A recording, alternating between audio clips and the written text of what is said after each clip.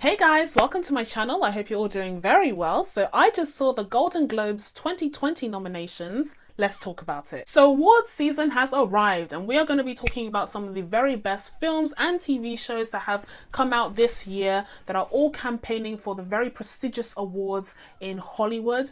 And the first one being the Golden Globes. I'm going to be talking about my thoughts and my reactions to the nominations, and I'll be telling you guys what I think should win and what I think will probably win. Now, I will say that I have not seen every single film and every single TV show on this list. Far from it. I have a lot of homework to do before the end of the year. But until then, I will be telling you guys about the films that I have seen and whether or not I think they are competitors for some of those that I perhaps have not. So without further ado, let's get into this. So the first category that we have is Best Motion Picture Drama, and the nominees are 1917, The Irishman, Joker, Marriage Story, and The Two Popes. Now, I have not seen 1917 and The Two Popes, but I have seen The Irishman, Joker, and Marriage Story, which I just did a review on. Just taking a look at this list, I think my favorite film out of the five is Marriage Story. I really enjoyed that film. Like I said, I just did a review on it, and I really did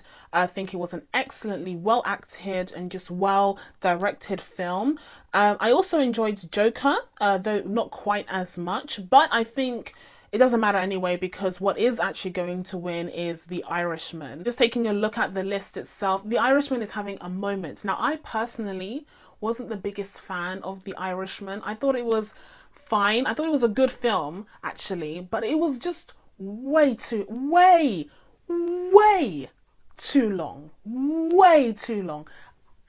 It was such a chore to watch at times for me personally. So I wouldn't put it up there as my favorite, but I do think that it is going to win the Golden Globe because it's Scorsese and he's having a moment right now and he's really upset about how no one else wants to make his films apart from Netflix. So I think he definitely does have a bit of an advantage over the other four contenders. But if Marriage Story were to win, I would be happily surprised. And if Joker were to win, I'd be slightly less surprised, but also pretty happy. Next category is Best Motion Picture, Comedy or Musical. So here we have Dolomite Is My Name, Jojo Rabbit, Knives Out, Once Upon a Time in Hollywood, and Rocket Man. So I have seen all of those films apart from Jojo Rabbit, which I'm so upset about. I'm gonna see it soon before the end of the year, but out of all of these films, I think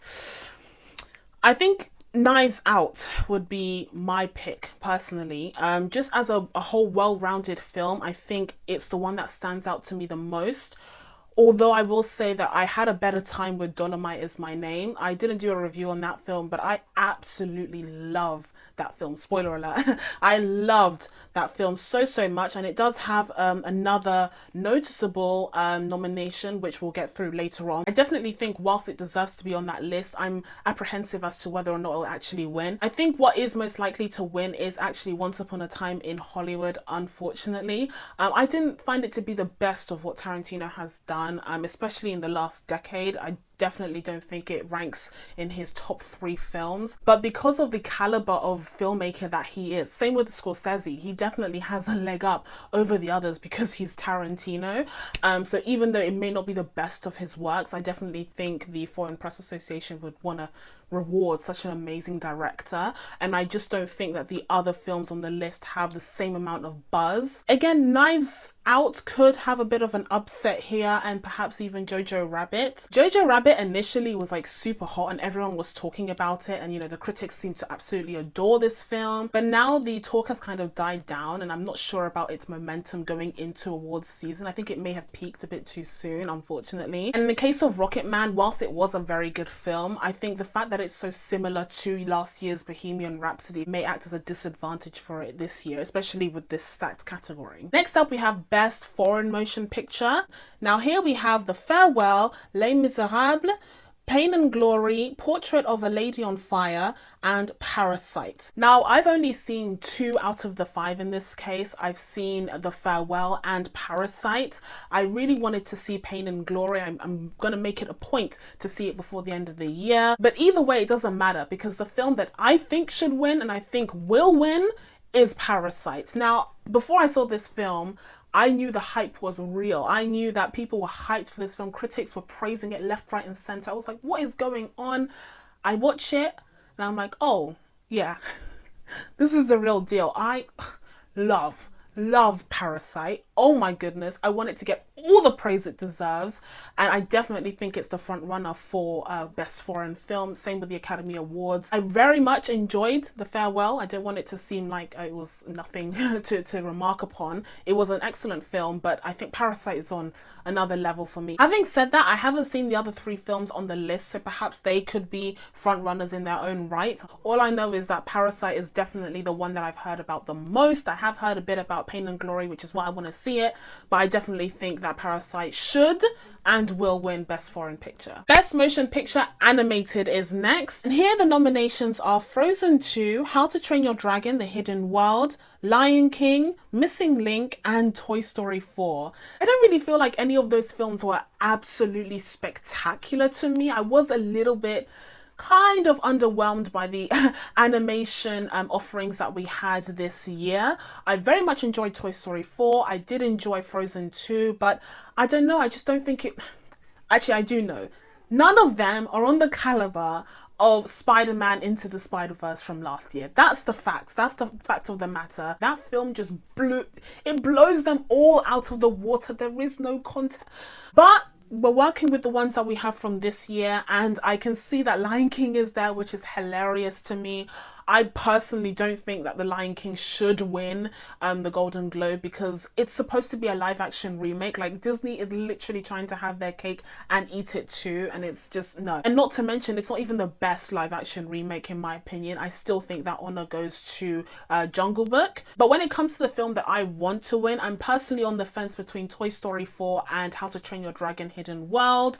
I would say they're roughly on the same level as each other. Perhaps Toy Story 4 would take the edge just because it did have that very emotional ending. Although to be fair, so did How to Train Your Dragon, and it could be a reward for the entire series because it is a very consistent animated series. But then so is Toy Story. Oh, this is a tight one. It's definitely, I think it's tied between those two. Unfortunately, I did not get a chance to see Missing Link. As per usual when it comes to Leica films, I don't know what it is about stop motion. I think it's stunning technically and I think it looks beautiful, but it doesn't really get me to go to the cinema and watch it, which is unfortunate for Leica Studios. In terms of the film that I think will win, maybe Frozen 2 will get in there. I'm not sure. It could be that recency bias, but I think I would be disappointed if Frozen 2 got in there instead of Toy Story 4.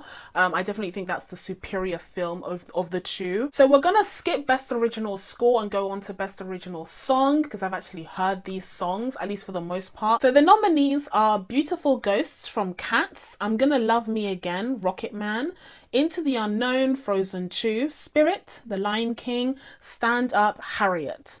Now I haven't heard Beautiful Ghosts from Cats. I can't wait to see that film. I'm so excited. But apart from that, I've heard all of the other 4 songs. It's going to be Into the Unknown. It's just inevitable. Disney is pushing this song hard. It's forcing us to listen to it all day, every day. So many different renditions in different languages by different singers. They definitely are pushing hard for Into the Unknown, and I think it will probably win. I actually preferred Into the Unknown to Let It Go, so I'm perfectly fine with it winning as well. Stand Up from Harriet is such a beautiful, empowering, amazing song, and it's performed incredibly well by Cynthia Erivo, so I'm happy to see that it was nominated, but I don't think it's going to win. Spirit, oh, you can never bet against Beyonce, I'll say that much, but I do think it's Frozen 2. I do think it's Into the Unknown. Ooh, Elsa versus Beyonce, who will win? I'm not sure. I'm Gonna Love Me Again. I think that was a really cool sequence in Rocketman, and I'm glad to see a song from that film here, but I think it's great that it was nominated. I don't think it's going to win. Best Screenplay for a Motion Picture. So the nominees here are Marriage Story,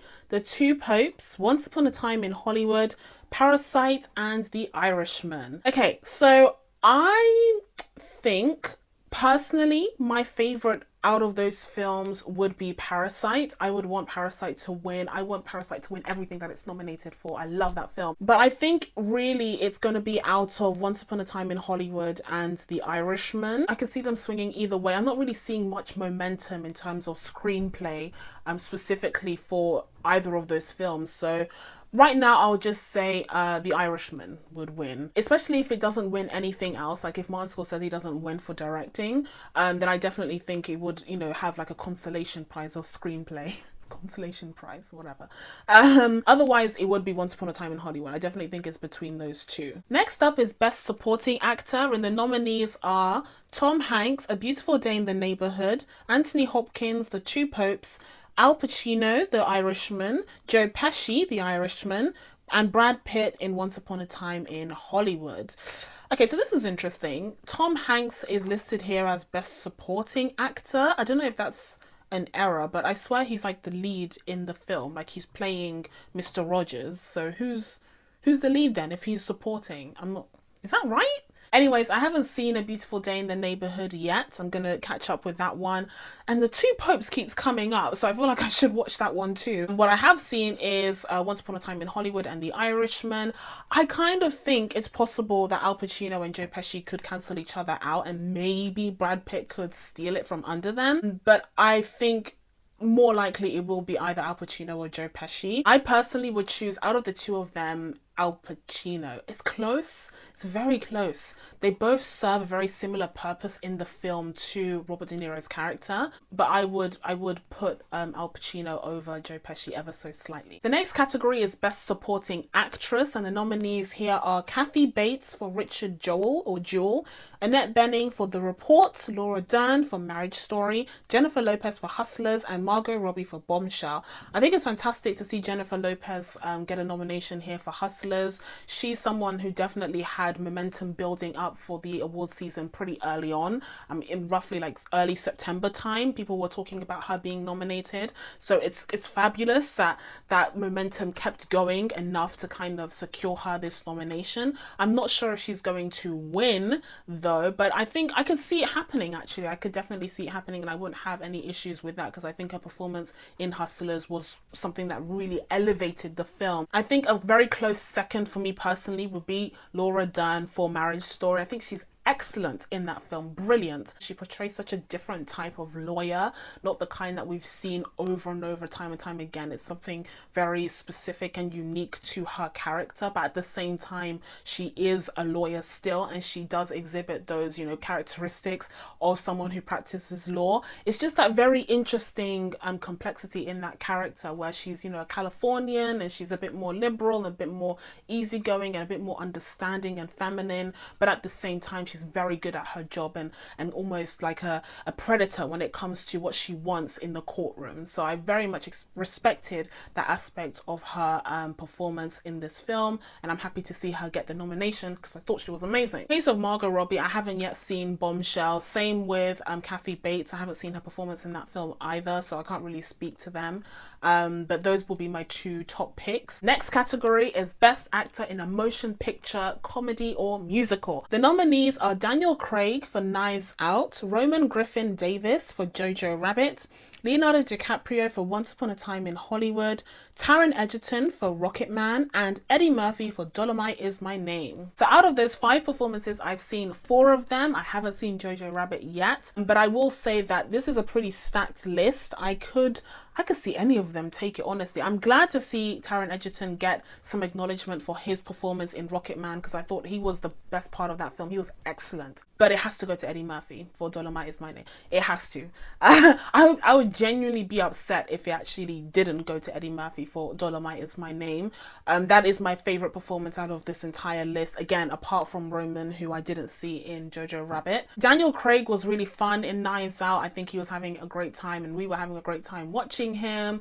He definitely hammed it up with the southern accent and the whole, stereotypical, mystery murder situation. But what Eddie Murphy was able to achieve with the character of Dolomite, someone who was at his wit's end. He has this passion, he has this talent inside of him, and he has found absolutely no opportunity within which to channel all of that creative energy until the moment arises where he's able to create this entire larger than life personality, and people flock towards him and people see this creative output and just they fall in love with it. They fall in love with the persona of Dolomite. I loved that film. I definitely think Eddie Murphy deserves to win. It's possible that Leonardo DiCaprio could sweep in and steal it from under him. I'd be really annoyed if he did. Again, I'm not the biggest fan of Once Upon a Time in Hollywood, and I just think on face value, Eddie Murphy's performance is okay. Anyways, I personally think it's Eddie Murphy's to lose, but if there is a person who would sweep in from under him, it will probably be Leonardo DiCaprio. For Best Actress in a Motion Picture, Musical or Comedy, we have Ana de Armas from Knives Out, Awkwafina from The Farewell, Cate Blanchett, Where'd You Go, Bernadette, Beanie Feldstein, Booksmart, and Emma Thompson, Late Night. So this is a pretty stacked category as well. Out of these films, the only one that I haven't seen is Where'd You Go, Bernadette. So sorry, Cate Blanchett, can't speak to your performance here. I really did enjoy Ana de Armas in Knives Out. I thought she was great. I don't see how she was a very comedic character. I mean, if we're talking about the category of comedy, which is much disputed when it comes to the Golden Globes, I don't quite think her character would fit into that category. If anything, she was the most somber out of all of them. In the case of Awkwafina, there were moments of levity, but that also wasn't the funniest. The film is called The Farewell. It's not the funniest comedy of the year. You're not yucking it up during The Farewell. I mean, they had to fit it in somewhere, I guess. I think Awkwafina's performance is fantastic in that film. I'm not sure about it, again, being a comedic performance, but maybe I think they could go for Awkwafina, because it is an excellent understated performance from her. I have only two demands when it comes to these nominations this year. Eddie Murphy for Dolomite Is My Name winning, and Beanie Feldstein for Booksmart. She is fantastic. Oh, what a breakout performance. I loved Booksmart, and she and her friend, I can't remember the actress's name, but I'll put it on the screen.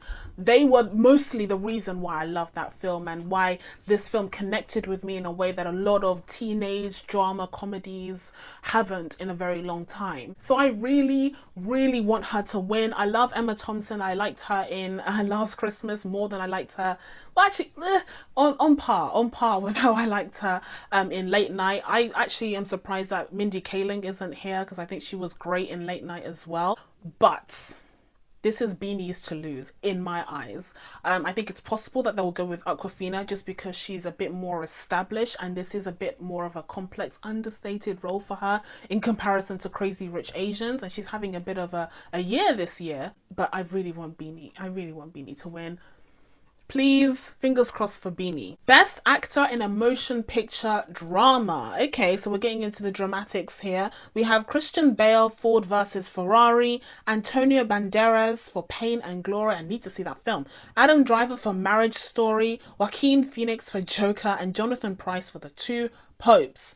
Okay, out of these 5 films, I have seen 3 of them, and I loved Christian Bale in Ford versus Ferrari. I talked about it at length, at nauseum, during my review of the film, so I'm very happy to see that he has gotten a nomination for his role, because I think it was fantastic. Adam Driver, again, loved him in Marriage Story. I think his performance was fantastic there as well. He made a character that otherwise would seem very unlikable and just not complex in any way, shape or form, just an archetype basically. He gave that character some complexity, and he gave that character some likability, so that you were torn between the two and within the couple. So I definitely enjoyed his performance in Marriage Story.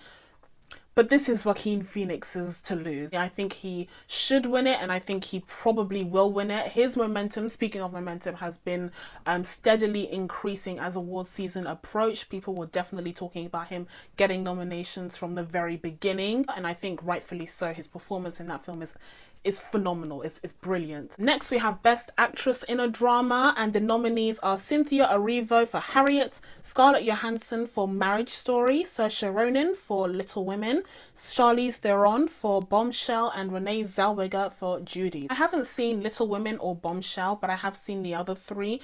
Cynthia Erivo is the best part of Harriet. I think that's pretty much universally agreed upon. She's phenomenal. I loved her in Widows from last year, and I think here, of course, she has a bit more of a starring role as Harriet Tubman. She's fantastic. And on top of that, her performance of stand up is stunning. It's beautiful. She's such a multi-talented talent, and I'm looking forward to seeing much more from her. But unfortunately, I don't think she's necessarily the front runner here.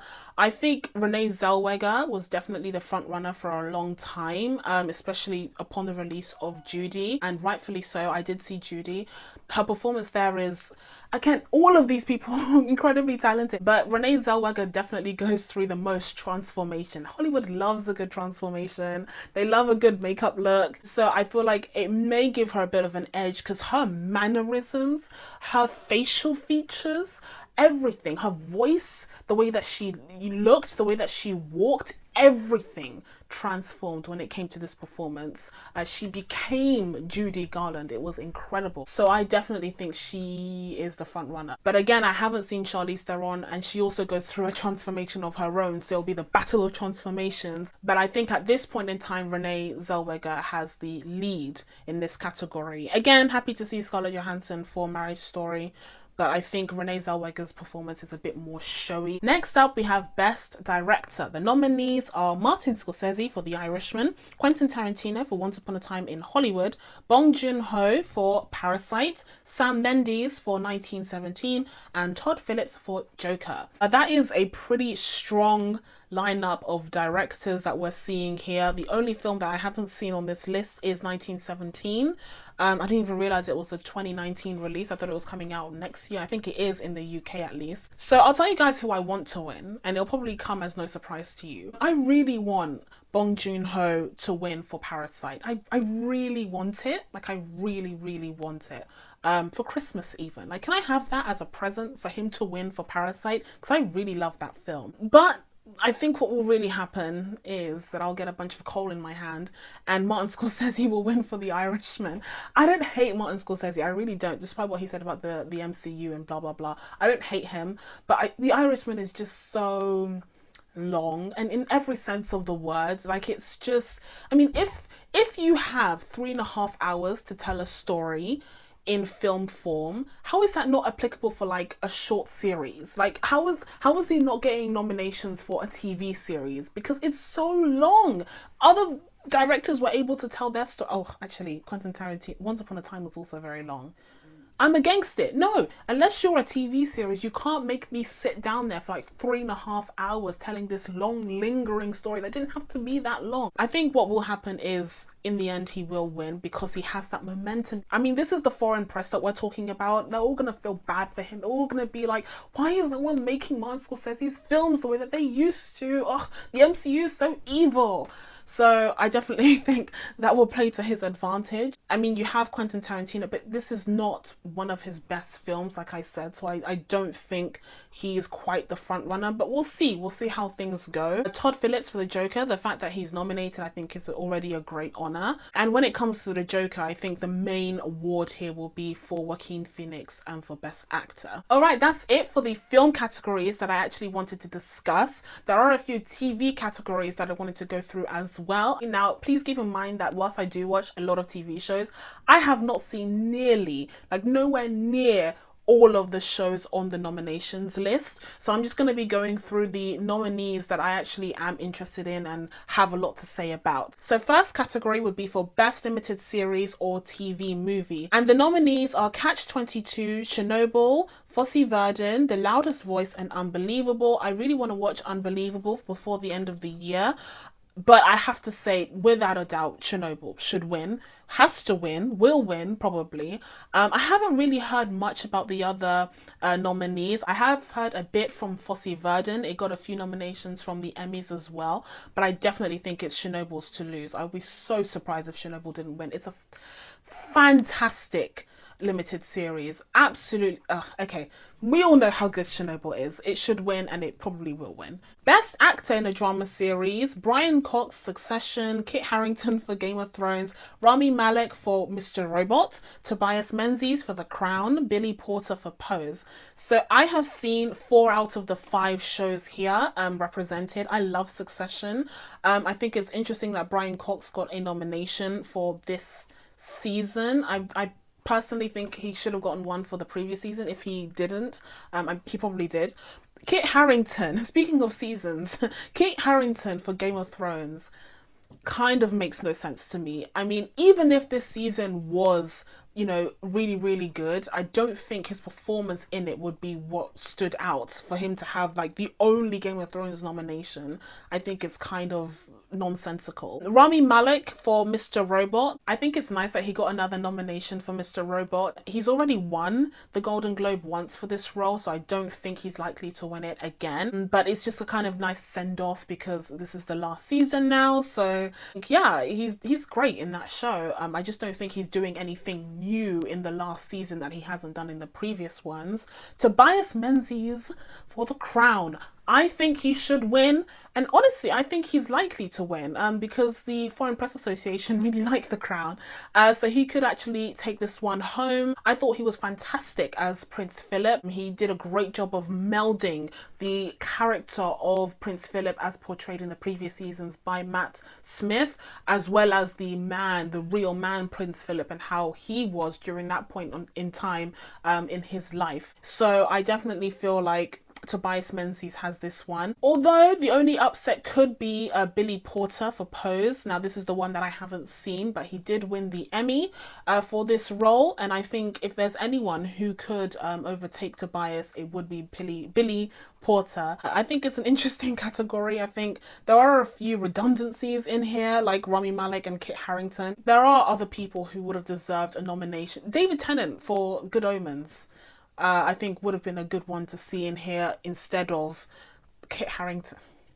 Okay, so there's 2 more we're going to go through, and the next one is Best Actress in a Drama Series. And the nominees are Jennifer Aniston for The Morning Show, Olivia Colman for The Crown, Jodie Comer for Killing Eve, Nicole Kidman for Big Little Lies, and Reese Witherspoon for The Morning Show. So I haven't seen The Morning Show, despite the fact that Apple gave me a whole year's worth of Apple TV for free with my new phone.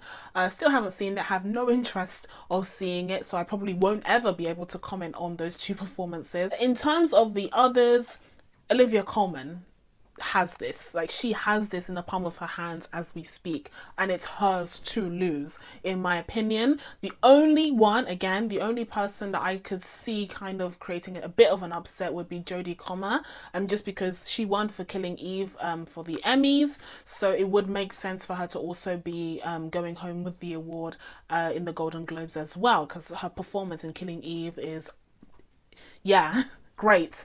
Unsurprisingly, fantastic. And finally, the last category that I'll be going through is Best Actress in a Comedy Series. So here we have Christina Applegate for Dead to Me, Rachel Brosnan for Marvelous Mrs. Maisel, Kirsten Dunst for On Becoming a God in Central Florida.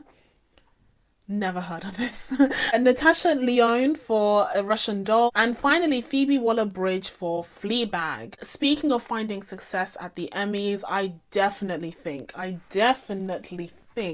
that Phoebe is taking this one home as well. She was hugely successful with the show Fleabag. I actually really did enjoy the show. I found the second season to actually be superior to the first. I also see Andrew Scott has a nomination for the second season as well, which makes me very, very happy. And I definitely think this is hers to take home. I think she will win it, and I actually am glad that she will, because I think she's fantastic in Fleabag. I did want to mention Christina Applegate just because I watched Dead to Me and I thought it was a really fun show. I didn't think it was absolutely spectacular, but I thought she was really good.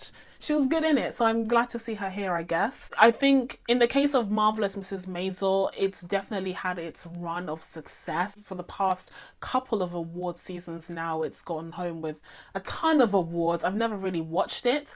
It never really connected connected with me or clicked with me. I watched the first episode and I was like, okay, it's already had its moment to shine, I think. So it's kind of time to make room for others. And lastly, in the case of Russian Doll, I just didn't like this series at all. I watched the first 2 episodes and I just didn't click with it either. So I stopped watching it. But I do think that Natasha Lyonne is a very talented actress. It's just that she was doing a little bit more of the same from when she did, Orange is the New Black. I just felt like those two characters were very similar. Yeah, I just didn't really like the shows. Those are the categories in the Golden Globe nominations that I decided to go through with you guys. I hope you enjoyed this video. Let me know what you think should win or will win in the Golden Globes down in the comments below. Please be sure to subscribe to catch new videos coming up. Thank you guys so much for watching. I really appreciate it, and I will see you in the next one. Bye.